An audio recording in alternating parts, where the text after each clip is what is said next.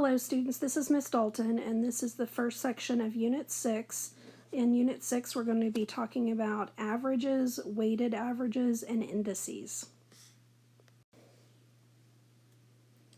Go ahead and take a second and write down these definitions. The definition of a median is the middle value of the sorted data or the mean of the two middle values. So what you can remember from this right here is that it's going to be the middle, or if there are two values in the middle, then it's going to be the mean of the two middle values, which mean means average.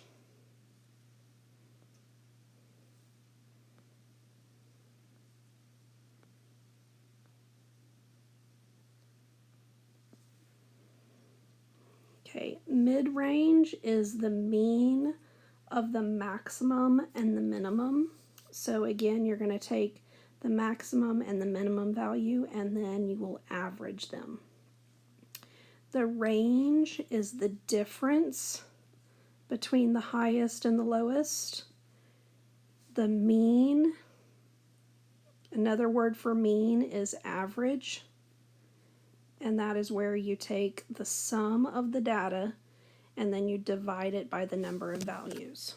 So if you have 5 pieces of data, you will add up those 5 pieces of data and then divide by 5. Mode is the number in the set of data that has the highest frequency. So a lot of times when we think of mode, we think of most. It's going to be the number that occurs the most. These are all definitions that you've learned before this point, but it always helps getting them written down again, just so that you can refer back to them as needed. Okay, so we're going to look at averages, and we're going to look at when you have weighted average and then without weighted average, which is just a plain average. In NISD, we use a weighted average. Our formative grades are 40% of your grade and your summative grades are 60%. So you knew that, but maybe you didn't really understand how the computer calculates your average. If we did not have weighted averages, if we were without weighted averages, what we would do is we would just take all of these values and we would just add them up and then we would divide by the total. So there's 1, 2, 3, 4, 5, 6, 7, 8 grades. So we would take all those 8 grades, we would add them up, and then we would divide by 8. So without the weighted average, this is what we would have. Again, we would add all those values up, we would divide by 8. Since there are 8 values, it would come out to be 95.25, which would round to a 95% in the gradebook. Now let's look and see what would happen if we use our weighted average policy, which is that our formative grades are 40% of our grade. So let's take our formative grades. So our formative grades are the 96, the 100, the 99, 93, and 100. So what we would do is we would add those up. We would divide by the total number, so there's 5 of them. And then what we would have to do is we would take that average, so here's the average that we just got, when we added those up and then divided by 5, we would take that average and we would get 40% of that average. Well, 40% as a decimal is just that 0.4. So we would take 40% of that average, so 0.4 times all of that. Then we would take our summative grades, and those are going to get averaged in at 60%. So our summative grade is a 96, an 85, and a 93. So then what we would do is we would then take that 60% of the summative grades. So our summative grades were the 96 plus 85 plus 93. We're going to add those up and divide by 3 since there's 3 grades, and we would take that average and we would want to do the 60%. So 60% is going to convert to the decimal 0.6. Then once we get those two grades, then we would add those up. Okay, so that would come out to be 93.84%, which would round to 94%. Again, test that on your calculator. Make sure that you can get that answer on your calculator. You can do each piece separately, but if you write it down all together like this, you should be able to type that whole thing into your calculator as long as you use the parentheses and as long as you use the fraction, the alpha y equals to insert it as a fraction. Okay, so you're going to take this problem that is found on page 47 in your textbook, and I want you to work through it on your own. You're going to pause the video and work through it on your own, and then you can hit play when you're ready to check your answers.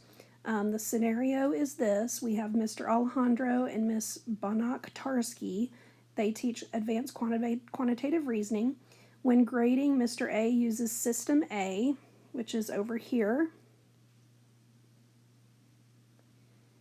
and Mr.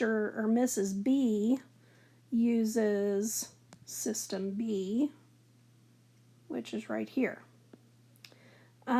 You're going to answer the questions for A, B, C, D, and E. On Part A, your grades for Unit 1 Numerical Reasoning are as follows. Class participation, you get a 90. Homework, you get an 82. Quiz average, 73. Unit test, 85. Unit project, 95. Which teacher's grading system do you prefer? So on this one, you're going to find out what your average would be based on each system, and then figure out which one would be the higher average. Again, they've got the averages already there for you, so the class participation grade is a 90, and that's in System A, it's at 10%, whereas in System B, it's 15%. So I would get your average using System A altogether, and then find out your average for System B, and then compare. For Part B, if your quiz average were 20 points higher, so in the previous problem, the quiz average was a 73. So if it's 20 points higher, then now that's going to be a 93. How much would your unit average improve in each system? So then take those same data, those same grades, and figure out your grade in each system and figure out which one would be higher now. Part C, keeping the other grades the same. What quiz average would yield the same overall unit average in both grading system, and what is the common unit average? So this will take some trial and error. Part D, suppose your grades are class participation 80, homework 85, quiz grade 70, 78, 83. Under each system, which system would you need on your unit test and unit project to obtain an average of 90 or above? So try that out, see if it's even possible. And then Part E, you can work through that. So again, press pause, try these out on your own, and then when you're ready to check your answers, go ahead and press play again. Okay, the answers for Part A, B, C, and D are in this yellow box right here. So check your answer, make sure that you've got those answers correct. For Part E, there's actually tons of different options, and so they've listed them over here. Again, what I want you to take away from this section is just, can you find the weighted average of a grade, and then also can you find a missing grade that would reach a certain average.